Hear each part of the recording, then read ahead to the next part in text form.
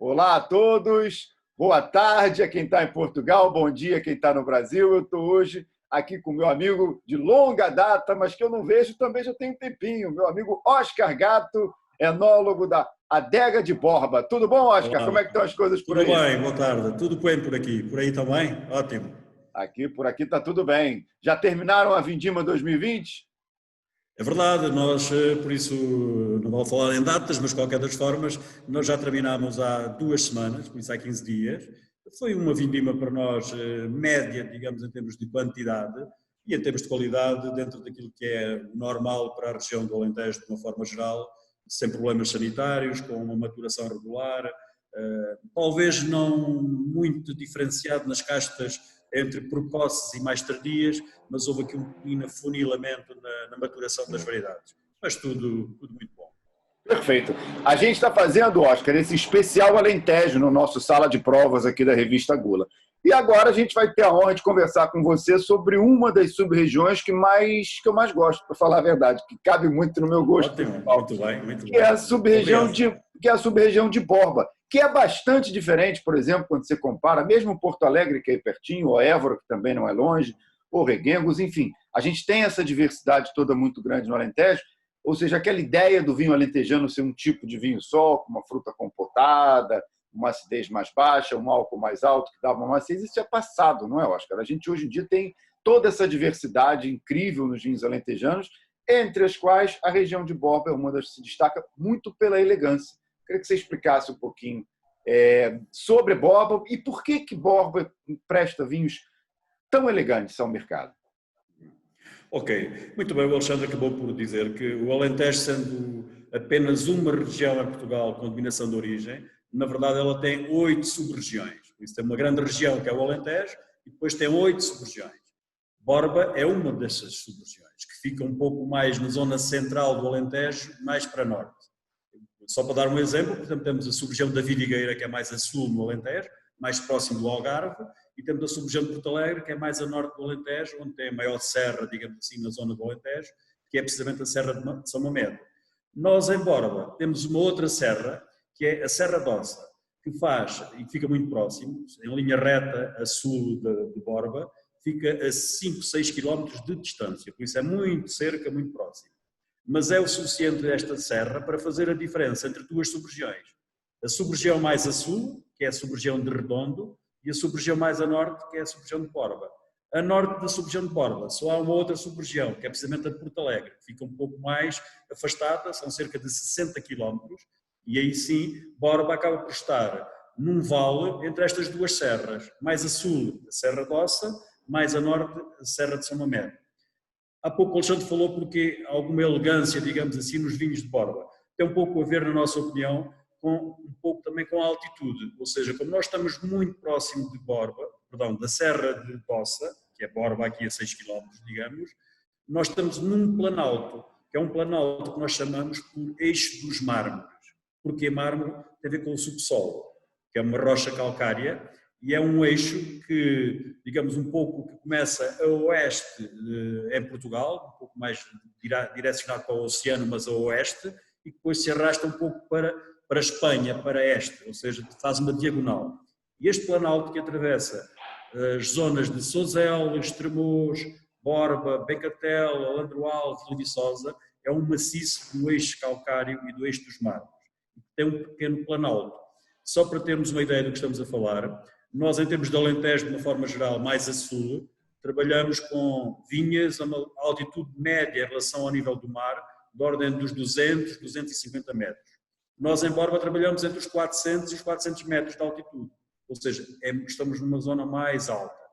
Como temos esta serra muito próxima e temos o Planalto, nós temos um pequeno vale entre a serra e o Planalto, para sul, e depois temos um vale muito mais aberto, até à Serra de São Mamede, muito extenso, e no fundo este microclima específico acaba por dar aqui um pouco mais de, em termos de comparação de Alentejo, um pouco de menos horas de sol, mas muito suficiente para uma boa maturação da uva. Nós estamos a falar de cerca de 3.000 horas de sol por ano, que é bastante. Nós temos em Borba um pouco mais de pluviosidade, por isso chove um pouquinho mais, temos um pouco mais de precipitação. O Alentejo em média não andará para os 450 milímetros por ano, nós trabalhamos nos 600, 650 milímetros por ano, isso temos um pouco mais. Em termos de temperatura média, como estamos aqui neste pequeno planalto, digamos neste vale, também estamos sempre um pouco com a temperatura média ligeiramente mais baixa, por isso acaba por haver aqui um conjunto de condições edafoclimáticas de solo, clima, orografia, altitude, que nos permite ter, na nossa opinião, um pouco mais de essa frescura que aporta um pouco nos vinhos e que depois acaba por dar aí um pouco mais essa conjugação que eu normalmente defino com 3 palavras-chave, que é vinhos com estrutura, com equilíbrio e que depois se tornam elegantes. Daí esta confluência, digamos assim, de condições edafoclimáticas, adaptado depois às nossas castas principais, não é? Digamos de uma forma geral, as nossas castas principais em Borba, no fundo são semelhantes àquelas que são as do Alentejo na globalidade. É claro que depois temos muitas outras, já falamos mais à frente possivelmente sobre castas, não vale a pena referir já nessa matéria, mas de qualquer das formas este digamos, é um pouco aquilo que é o pérola de qualquer sub-região, que é o solo, a casta, o porta-enxerto, o clima, que acaba por dar um pouco depois este globo total e que, na nossa opinião, como o Alexandre disse, eu concordo plenamente, torna os nossos vinhos nesta sub-região um pouco mais elegantes. Perfeito, Oscar. Depois dessa explicação didática, não há quem não tenha entendido por que Borba empresta essa característica aos vinhos. Uma outra coisa importante da gente conversar antes de provar o vinho é sobre a adega de Borba, porque a gente teve, quando a gente pega a história do Alentejo, a gente tem o período onde o Alentejo foi considerado celeiro, foi transformado no celeiro de Portugal, e a viticultura foi um pouco varrida ou escanteada no Alentejo. No entanto, vocês aí na adega de Borba, em 55 começaram a operar, ou seja, no auge ali dessa política cerealífera do Estado Novo. Então, ou seja, vocês começaram a trabalhar praticamente onde quase ninguém trabalhava. Se eu não me engano, estou errado ou foi a primeira adega autorizada a funcionar depois da política cerealífera? Foi a primeira ou a segunda, não é isso? Sim, no Alentejo fomos a primeira. Foi a primeira a ser criada em 1955 e depois seguiram-se mais 5, embora em épocas diferentes. Mas como o Alexandre referiu muito bem, teríamos de talvez recuar um pouco a 2 séculos atrás, porque já nos anos de 1800, nos finais dos anos de 1800, ou seja, 1880, 1890, Borba Estremoz, Elvas, no fundo é aqui um tal sub-região, se quisermos, de Borba, um pouco mais alargada, era um polo importante de produção de vinho, já nessa altura. Estamos a falar há 2 séculos atrás. E depois, como o Alexandre sabe, e todos os nossos aficionados do vinho, se podemos dizer assim, sabemos que houve o problema da filoxera que devastou completamente todos os vinhedos, ou quase todos, e entramos depois numa situação quase de fraca produção ou nula produção em muitas áreas, digamos, de produção.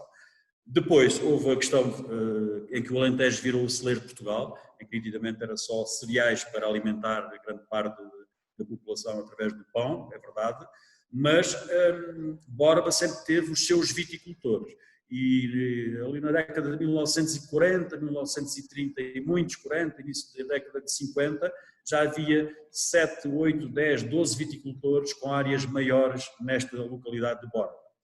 E foi aí que, em 1955, um grupo de 8 viticultores, que eram, no fundo, faziam eles próprios o seu próprio vinho, no fundo eram 8 adegas, decidiram juntar-se e criar, através com o apoio do Estado, na altura, do Estado português, criar uma adega cooperativa.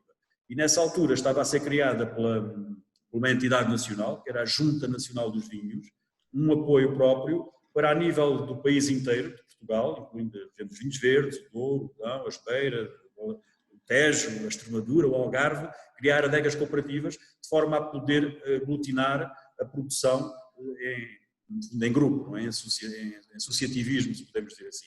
E foi o que aconteceu no Alentejo, em que Borba, com estes 8 viticultores, agruparam-se e decidiram, em 1955, reunir condições para a primeira produção de vinho, que data de 1956, nesta adega cooperativa.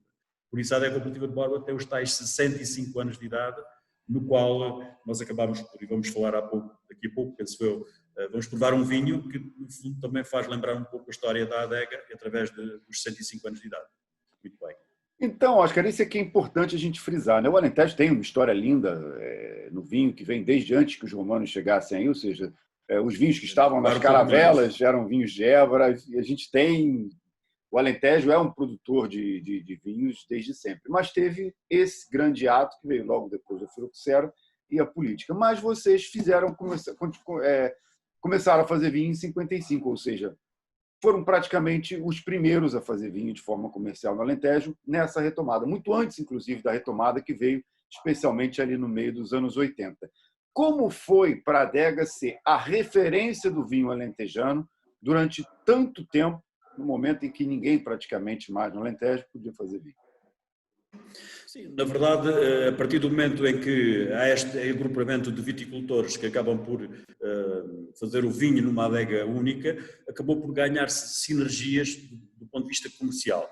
Porque estes produtores de vinho, antes da adega cooperativa, teriam que fazer um esforço, porque o Alentejo, como sabemos, não tem uma densidade populacional muito elevada, pelo contrário é baixa.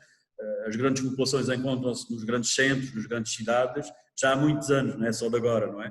Por isso, a grande parte dos vinhos produzidos no Alentejo iam para a Grande Lisboa, naquela altura, diríamos nós. Normalmente os vinhos iriam por comboio, eram trem, no fundo, que era o meio de transporte para carregar os vinhos, e eles eram comercializados basicamente em Lisboa. E a pouco, nitidamente, foi-se tentando ganhar um pouco mais de nuance do que era o comércio, também do valor do vinho, de forma a que pudesse haver mais valia para que os viticultores pudessem, economicamente, ser mais viáveis. E daí que, a pouco, foi-se tornando a adega cooperativa não só um produtor de vinho e vender a granel ou em grande volume, na altura falava-se em venda a barril, que no fundo era um recipiente tipo pipa, não é meia pipa do vinho do Porto, são 550 litros, não é as nossas barricas hoje em dia de estágio, que são 225, mas eram umas barricas mais pequeninas de cerca de 50 litros.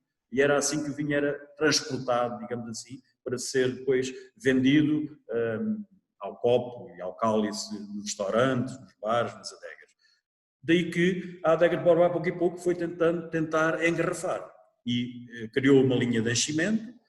Na altura, como se chamava, era a garrafa de litro, que ainda hoje existe, não é? 1 litro. Hoje a vulgar garrafa tem 0,75 litros. Naquela altura era a garrafa mais conhecida, era a garrafa de litro, que precisamente era permitido, de alguma forma, reutilizar essa garrafa, porque ela já era de vidro, e então acabava por se comercializar a garrafa e o vinho, logicamente, mas depois recuperava-se a garrafa, que era novamente lavada, higienizada e voltava a ser engarrafada. Isso era uma vantagem, que era a garrafa do litro. E havia um outro que era o garrafão, que era digamos, era uma garrafa maior, que era um garrafão que normalmente era utilizado de 5 litros, que depois tinha várias, normalmente teve um plástico por fora, teve uma palha, que era um produto, digamos, vegetal, que depois de seco e passado por água ficava uma fibra muito forte e que servia de proteção ao vidro para não se partir. Por isso foi nessa fase que a adega começou a comercializar o vinho, digamos, já empacotado, não é em pacote como hoje em dia se utiliza, que é o bag-in-box, hoje em dia, não é? Naquela altura era engarrafonado, que era o garrafão, ou então embalado em garrafa de vidro. E aí a pouco foi surgindo, no fundo, o vinho comercializado em embalagem mais pequena e que outras adegas foram também tendo esta sequência e rapidamente se ganhou um pouco o consumidor neste formato, que era um formato em que o vinho também era melhor, logicamente, como compreendemos, em termos de manter um vinho são, ou seja, sem grande avaria, sem grande problema. Sabemos que o vinho está suscetível a muitos micro-organismos que alteram o vinho, entre os quais, por exemplo, aquelas que nós conhecemos mais são as bactérias acéticas, que acabam por azedar o vinho. Eu não quero recordar, porque não estava cá naquela altura, o que é que aconteceria, mas como sabemos, havia muitos vinhos que tinham um bocadinho de vinagrinho, possivelmente, não é? Eram muito ácidos. Por isso, a partir daí controlou-se melhor a qualidade do produto e o consumidor também começou, possivelmente, a gostar mais de vinho, e até os dias de hoje, por isso a adega foi um primeiro exemplo aos quais se deu origem e seguiram outros. Mas depois, já agora, Alexandre, só para complementar, nos anos 80, por isso do século passado, estamos a falar há 40 anos atrás, as adegas cooperativas no Alentejo foram aquelas também que tiveram mais mobilidade do ponto de vista de investimento em equipamentos na adega, em formação aos seus viticultores também na altura, nomeadamente com dar informação sobre as variedades de uva, quais as melhores castas, aquelas que estavam melhor adaptadas seja na sub-região de Borba, ou na sub-região de Vidigueira, que é mais a sul, como há pouco referimos, ou na sub-região de Porto Alegre, que é mais a norte, porque apesar das castas serem as mesmas, há aqui umas ligeiras diferenças, como nós sabemos, a mesma planta instalada em solo e clima diferente terá comportamentos diferentes. O vinho não pode ser igual. E daí que isto era extremamente importante e válido para ganhar aqui um pouco mais de diferenciação também nos próprios vinhos. Perfeito, Oscar. E vamos só situar para as pessoas que não conhecem a adega de Borba entenderem o tamanho e a dimensão que a adega tem. Hoje são quantos? Eram 8. Hoje são quantos viticultores? Nós neste momento temos 270 viticultores. Temos 2.200 hectares de área de vinha nestes viticultores. Falando em números, são cerca de 1.600 vinhas diferentes. Porque há vinhas de maior dimensão, há vinhas de pequeninas, digamos, não é? E, entretanto, nós temos algumas herdades, que são uma quinta grande, temos outras quintas mais pequenas, ou seja, nós temos aqui uma grande diversidade nestes 270 viticultores. Na verdade, também estes 260 viticultores têm 40 variedades de uva diferentes, entre castas brancas e castas tintas. Além das tais principais, que já falaremos a seguir, mas depois há aqui muitas outras que temos vindo também a experimentar, a utilizar, a plantar, para perceber também o comportamento delas para o futuro. Como sabemos, hoje em dia estamos todos muito sujeitos às alterações climáticas, não podemos deixar de referir que é uma realidade, e para isso também temos que estar preparados nos anos que se avizinham. Nada melhor do que começar a preparar já, se é que nós estamos já tardiamente a tratar deste caso. Mas nós, por isso, com este conjunto de viticultores, permite-nos trabalhar em pequenas percentagens de uma variedade experimental, digamos assim, para ver o comportamento e a adaptação da casta, e hoje em dia já não falamos só em castas. Alexandre, falamos em clones. Clones também, exatamente. Porque há clones que são importantes. O clone de bago mais miúdo, o clone que tem um pouquinho mais de acidez, se for uma casta com mais debilidade na acidez, um clone com menos produção porque a casta é muito produtiva, ou vice-versa, um clone com mais produção porque a casta produz muito pouco. Enfim, tudo isto é muito importante e nós hoje em dia na Adega de Borba já fazemos esse trabalho há 5 anos desta parte. E Oscar, como é que é o controle, por exemplo, das vinhas, do tipo de tratamento que se faz? Eu sei que vocês têm um compromisso muito grande com a sustentabilidade também, são aderentes ao programa de sustentabilidade dos vinhos do Alentejo.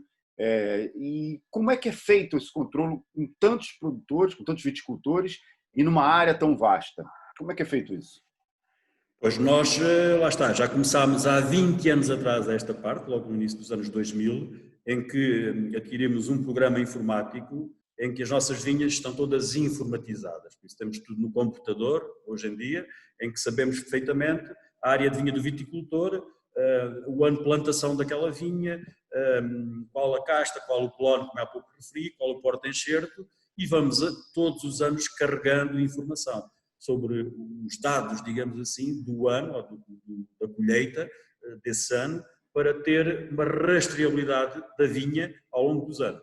Sabemos que há uma vinha que pode ter apetência para um problema sanitário, por exemplo, sei lá, um problema, como sabemos, no Alentejo, o míldio não é o nosso problema principal, que é um fungo, mas é o oídio, porque o oídio normalmente acaba por, digamos, secar a produção e depois não há uvas.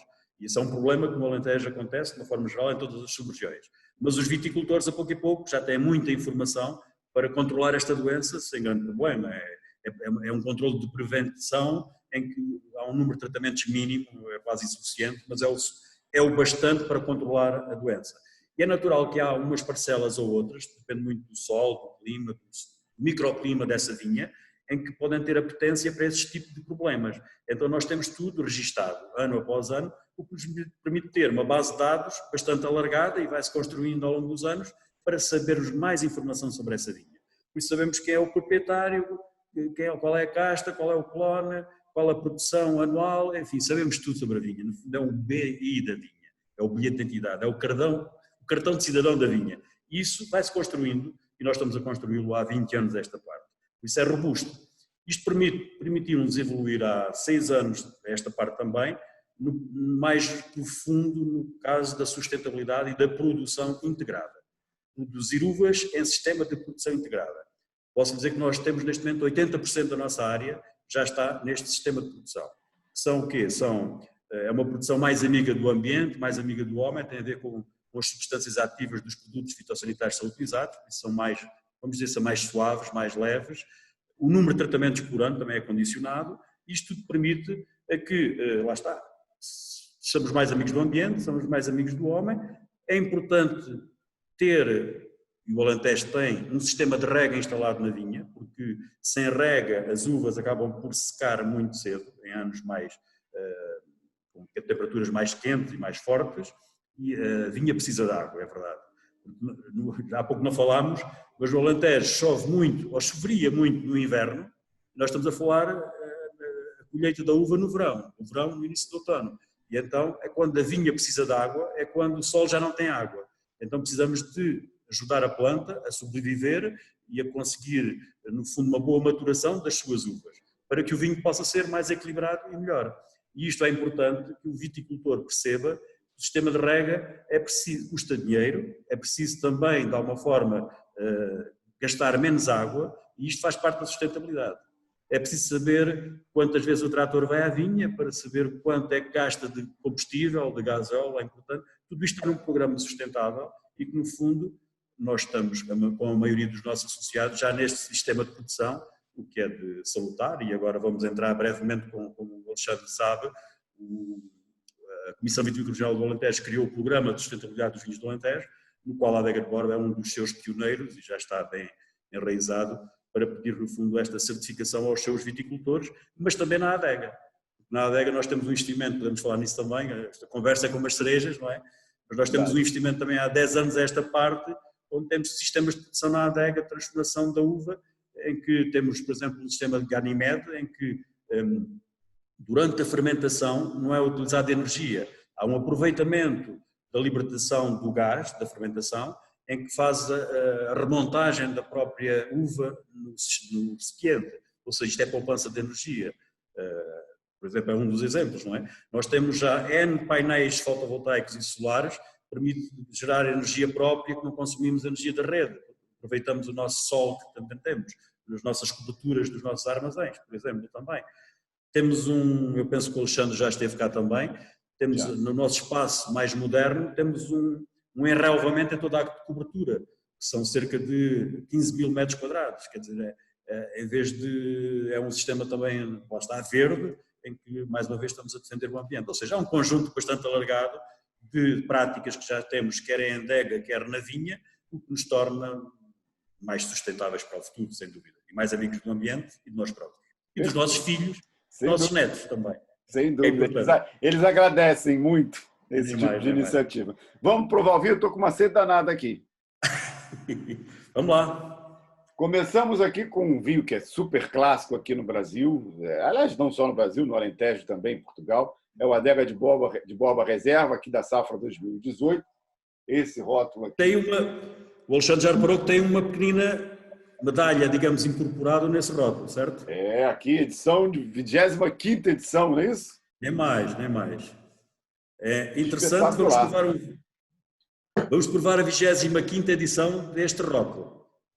Já agora, só antes de provarmos o vinho, este rótulo chama-se, de uma forma geral, ou é conhecido como o rótulo de cortiça, porque o próprio rótulo e o contrarótulo é construído, digamos, com uma fina lâmina de cortiça, que é colado em papel e depois é que é colocado e acoplado ao vidro, não é? Por isso ele é conhecido como rótulo de cortiça, porque a primeira safra, que data de 1964, por isso é que esta é a 25ª edição, porque normalmente deste vinho, digamos, com este rótulo, apenas há 4 edições em cada década. Por 10 anos, 4 emissões, 4 anos. E daí que esta é a 25ª edição. Muito bem, 2018.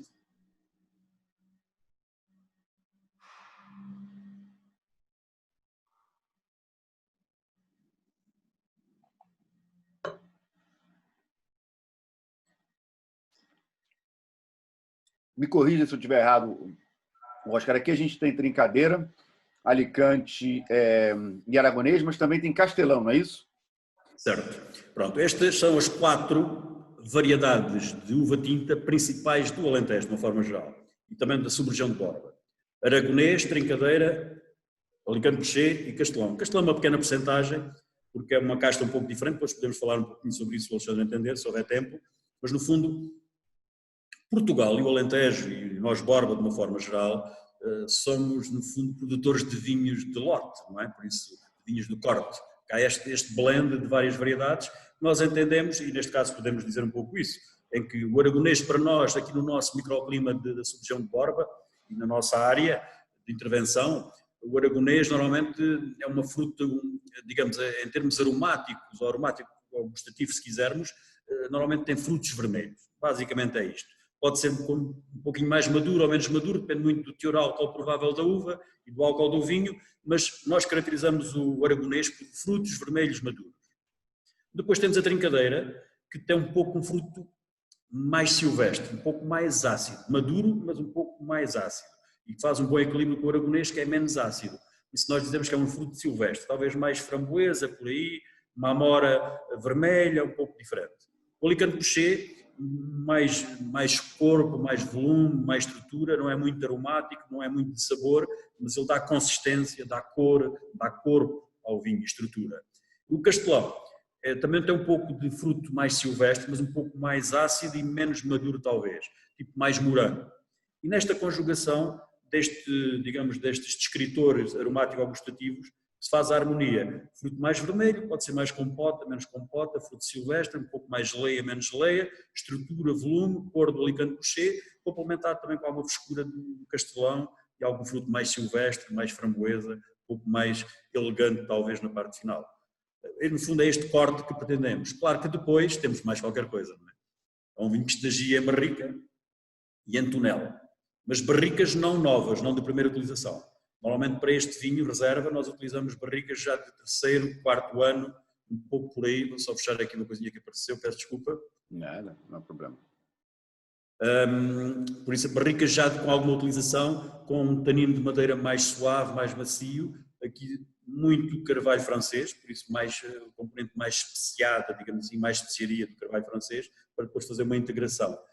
Este vinho é de 2018, como referimos, é um vinho que tem 14 graus de álcool, tem uma acidez de cerca de 5,80, 5,90, por aí, e vamos ver que lá está os tais 3 E's a funcionar. Isso é um vinho que tem estrutura inicial, que tem equilíbrio pela frescura, tem uma boa acidez, na nossa opinião, e que depois no final fica a tal elegância. É verdade que ele é muito jovem, é um vinho que já está pronto para ser consumido hoje, mas ele vai, na nossa opinião, vai agradecer alguns anos na cave, na adega, para poder tudo ficar um pouco mais conjugado, mais redondo, mais macio. Mas está bebível já hoje, de qualquer das formas. Está espetacular. Uma coisa que eu gosto muito no rótulo de cortiça, me chama sempre a atenção, e falo muito disso quando provo, quando dou a provar esse vinho, é a consistência. A gente está falando de uma marca que existe desde 64, a gente está falando de uma marca que faz 4 vinhos, 4 edições por década, ou seja, a gente tem aí épocas diferentes, anos diferentes. Tudo bem que no Alentejo a gente raramente tem um ano muito mau. A gente tem anos melhores, anos piores, anos mais ou menos chuvosos, quer dizer, quase nunca chuvosos, mas um pouquinho mais ou menos... Infelizmente, mais poucos anos chuvosos neste momento. De chuva, mas são diferentes de qualquer forma os anos.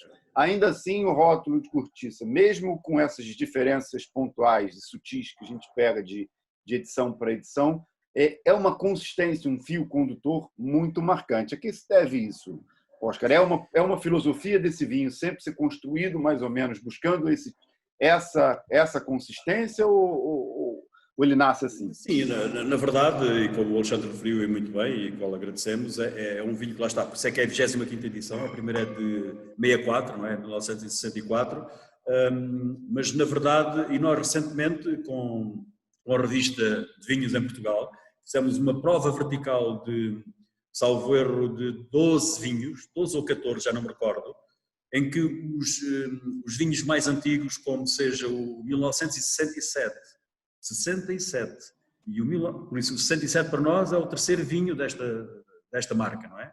E o 1980 foram vinhos espetaculares, estão numa fase ainda muito boa de prova, de consistência. Agora, lá está, a sub-região em si, com estas condições edafoclimáticas que há pouco referimos, é verdade que para estes vinhos também temos sempre um conjunto de vinhas que já estão muito bem identificadas e muito ao nível da sua localização, que é importante, lá está, o tal vale suave mais a sul, entre o Planalto de Borba e a Serra d'Ossa, que fica aqui a 6 km, são numa zona de xistos, um xisto que se fraciona facilmente, por isso parte-se com facilidade, mas tem alguma argila e é importante para manter sempre uma boa frescura ao longo da maturação da uva. São uvas que não ficam sobremaduras, isso lá está, é preciso conhecer bem a vinha, é preciso fazer análises de maturação antes da vindima, é preciso estar muito atento, é preciso ir provar os bagos de uva antes da vinificação e antes da vindima, para que isto tudo possa estar articulado e manter sempre alguma, dentro do possível, alguma homogeneidade na uva que se pretende para o perfil deste vinho. Depois, em termos de adega, normalmente temos um conjunto de equipamentos de relativamente, somos uma adega grande, a verdade é essa, nós produzimos este ano cerca de 12 milhões de litros de vinho, mas dentro da grande volume temos pequenos recipientes e grandes recipientes. É claro que para estes vinhos temos pequenos recipientes, pequenos para nós, que é uma dimensão sempre ao nível de uma pequena empresa maior, mas de qualquer das formas é importante ir logo, à medida que vamos recebendo a uva na adega, direcionando os vinhos para um determinado perfil que poderá ou não ser rotocrutiça. Como o Alexandre sabe, nós temos muitas outras marcas e esse é o trabalho que depois é feito também para nós, por isso é que há pouco dizia, isto é um vinho que estagiou em barricas de terceiro, quarto e quinto ano de utilização. Por isso, vinhos de primeira utilização, de segunda utilização, não vêm para este vinho, não vêm para este rótulo. Há outras marcas para onde vão. Isto é um trabalho de consistência e que nos últimos 20 anos temos feito. Nos anos anteriores, que já passaram mais 40, como costuma dizer, os nossos antecessores também já tinham um pouco esta filosofia das vinhas mais velhas, com estas variedades, porque, Alexandre, a verdade é que nós temos Cabernet Sauvignon, vinhas de Cabernet Sauvignon, há muitos anos em Borba, mas não entra aqui o Cabernet Sauvignon, por exemplo, que é uma variedade importante e dá excelentes vinhos, como sabemos, mas é um perfil diferente, por isso não pode entrar aqui. Daí que tudo isto vai sendo, digamos, construindo a pouco e pouco, para lá estar a base de dados, estar sempre afinadinha, para tentar o máximo possível procurar na safra, no ano de colheita, o mais indicado para poder depois ser comercializado e engarrafado e para que todos nós possamos apreciar um pouco esta estratégia. Perfeito. Você falou duas coisas aí que já nos levam ao próximo vinho. Outras marcas, Cabernet Sauvignon. Não é verdade? Por exemplo. Temos aqui, então, o Castelo de Borba, safra 2016, e aqui a gente tem Cabernet Sauvignon, né? A gente tem Cabernet Sauvignon. O que mais que a gente tem aqui nesse vinho?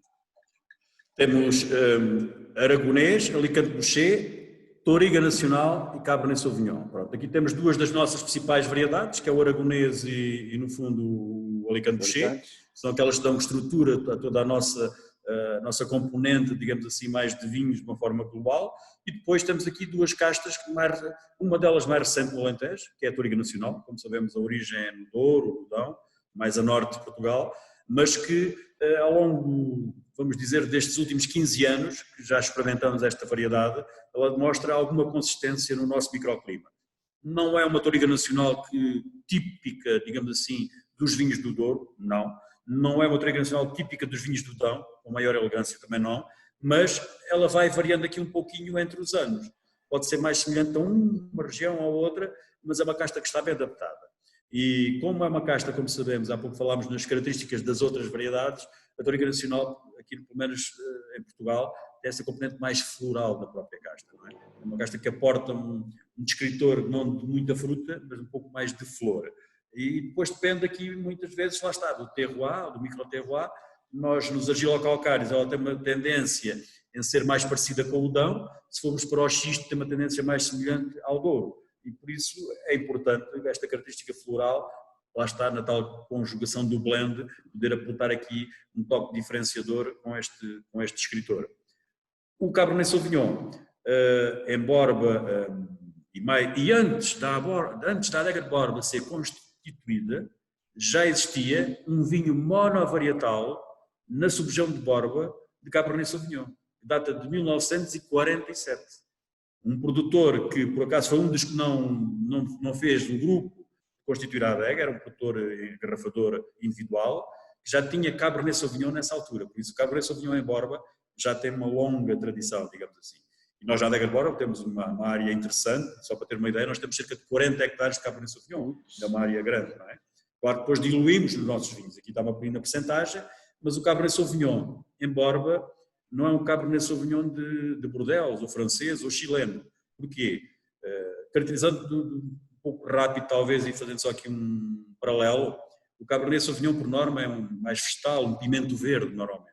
No Alentejo, ele tem essa característica vegetal, mas mais madura, que nós dizemos que é um pimento vermelho, um pouco mais de untuosidade, mais, lá está, mais frutado quase, digamos assim, é um vegetal quase frutado, mais maduro, e que faz lembrar o tal pimento vermelho. Por isso aqui neste vinho temos um pouco esta conjugação do fruto vermelho do aragonês, a estrutura, o volume que lhe dá no fundo o Alicante Bouschet, um pouco mais de irreverência do descritor do floral da Touriga Nacional, e depois o Cabernet com este vegetal seco, um pouco este vegetal mais madurão, mais do pimento vermelho, que depois também aporta aqui um estágio que tem 12 meses em barrica de segundo e terceiro ano. Por isso não entra aqui barrica de primeira utilização, segunda ou terceira utilização. Há pouco no outro vinho, no Rota Cortiça, falávamos de terceira, quarta e quinta utilização. Isto é importante, mais uma vez, para dar característica, depois também um pouco aqui do tanino da madeira, em termos de harmonia e de harmonização, o tanino da uva, para ficar mais consistente, mais uniforme. Por isso aqui acabamos por ter um pouco um vinho com essas características. Sim. Impressiona a profundidade dele, principalmente no nariz, não é só intenso, ele é intenso e profundo aromaticamente falando. Você já deu todos os descritores? É um vinho com 4 anos, já tem um outro nível de, diríamos nós, mais de complexidade de fruto seco, alguma compota mais madura, onde a especiaria depois se nota bem, que é um vinho de 4 anos, mas tem uma juventude, lá está mais uma vez a frescura, ou seja, é um vinho com estrutura, que tem frescura, tem tal equilíbrio e depois persiste e que fica na boca durante algum tempo, ou até há bastante tempo, ou digamos que permanece durante tempo e que é macio e que fica e que perdura. A gente tem uma presença... a gente tem uma presença boa de tanino aqui, mas não é o Alicante normalmente dá vinhos com taninos muito secos, né? Não certo. É o caso nem do rótulo de Cortiça e nem aqui do Castelo de Borba. Esse tanino foi afinado o quê? Foi a madeira ou também a presença das outras uvas, notadamente a aragonês e a Touriga, que claro, deram uma afinada nesse tanino?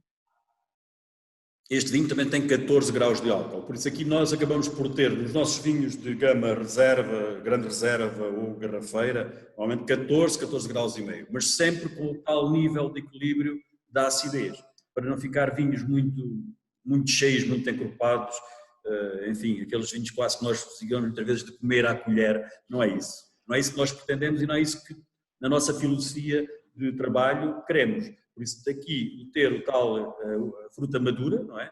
Via estas principais variedades, mas madura sem ser excessivamente madura, que permite ter esta frescura, esta acidez natural que vem da vinha e que acaba por ter este equilíbrio. O tanino da madeira depois acaba por ser só mais um pequenino, digamos assim, aporte para conjugar com o tanino da uva.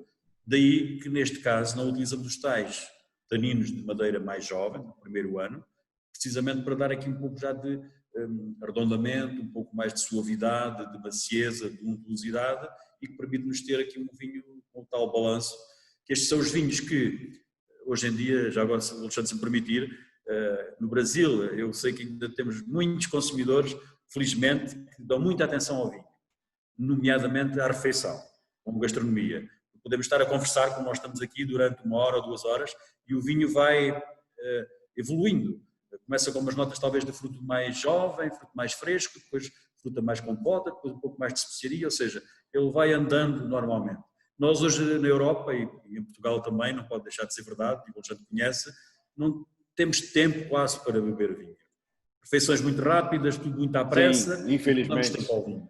E ele é preciso muitas vezes dar 2 voltinhas, abanar um pouquinho, cheirar, voltar a provar e vamos notar esta evolução destas notas todas que de escritores estamos a falar, um fruto mais jovem, fruto mais concentrado, um pouco mais de evolução do próprio estágio que teve em cave, neste caso em madeira, e isso é importante para haver aqui uma boa harmonia e uma boa entronização entre taninos da uva e taninos da madeira.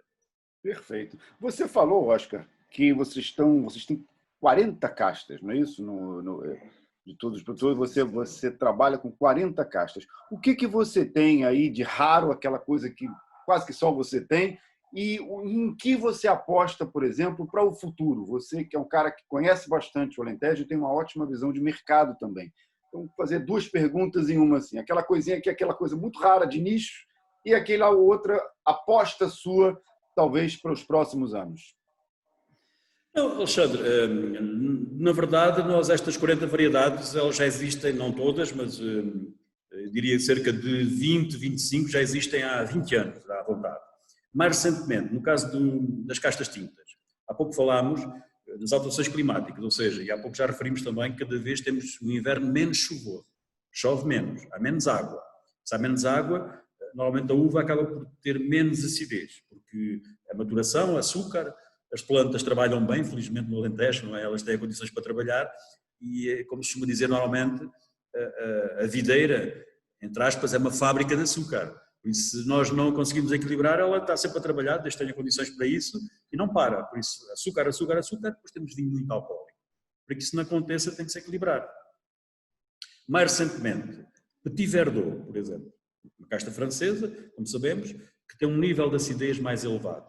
É uma casta, pelo menos aquilo que nós temos temos neste momento 5 vinhas de Petit Verdot, jovens, a mais velha tem 3 anos de idade só, mas dá para perceber que ela tem uma boa consistência de acidez e tem uma maturação mais tardia, o que é importante para nós, porque com estas alterações que falámos do clima, as castas mais precoces cada vez estão a vir mais ao cedo.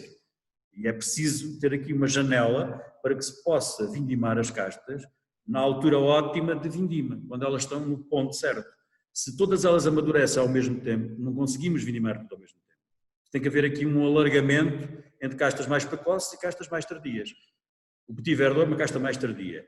O Taná, por exemplo, que é uma casta que também tem mais acidez, nitidamente, é um vinho também com mais volume, mais estrutura, mais corpo, mais difícil, mas talvez possa, nas nossas condições, também ser interessante. Estamos a experimentar. O Cabernet Sauvignon, que há pouco já referi, que já está instalado há muitos anos, ela própria é uma casta mais ácida e amadurece com facilidade. Tem uma janela muito curta para ser vindimada, é verdade. Ela ali começa a estreitar e tem que ser naquela altura. Mas é importante porque ela tem uma boa maturação e tem uma boa acidez. Por isso, essas são as castas que são as ditas não alentejanas, mas que nós achamos que são castas melhoradoras, do nosso ponto de vista, para construir o vinho do futuro com este equilíbrio. Uva madura, sim, mas sem acidez não pode ser. Como é que vamos buscar a acidez? Tem que ser com algumas variedades que, não sendo, entre aspas, alentejanas, não sendo do Alentejo, mas que aportem ao Alentejo a mais-valia para termos aqui o equilíbrio.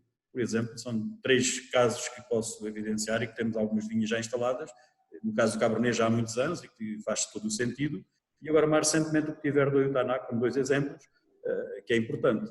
Se falássemos em vinhos brancos, nós temos Alvarinho, que é da região dos vinhos verdes, por exemplo, só para ter essa ideia, que é uma casta mais ácida. Nós há muitos anos que temos o Arinto, que é da região de Bucelas, e que está muito bem adaptado ao Alentejo. E espalhado, né, por todo o Alentejo. E se espalhou já por todo o Alentejo. Porquê? Porque ela tem uma adaptação espetacular, amadurece bem, tem um nível de acidez importante para, no caso do Alentejo, o roupeiro é a casta e o Antão Vaz, são 2 castas rainhas nos vinhos brancos, mas têm uma acidez um pouco débil. Não é em todas as vinhas, claro que não. Também há colónios, cada vez mais estamos à procura dos, lá está, quer no roupeiro, quer no Antão Vaz, de colónios que tenham um pouquinho mais de acidez, para equilibrar. Mas se não houver na variedade, temos que ir a outra variedade, para o blend.